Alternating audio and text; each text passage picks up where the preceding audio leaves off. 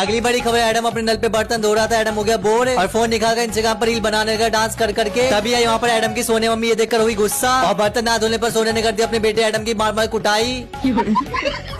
अब तक की बड़ी खबर, गन्ना के पोचिनो गांव से अज्जू भाई ने खोली फल की दुकान और फल को महंगे दामों पर बेचते हुए दिखे। तभी आए अमित भाई अपनी वाइफ के साथ फल खरीदने के लिए। रेट ना कम करने पर अमित भाई की वाइफ को बोल दिया अज्जू भाई ने माल, तो जिसके चलते अमित भाई की वाइफ घर जाकर लिया अपना बेलन और दोनों ने मिलकर अज्जू भाई को मार मार कर दिया बेहोश।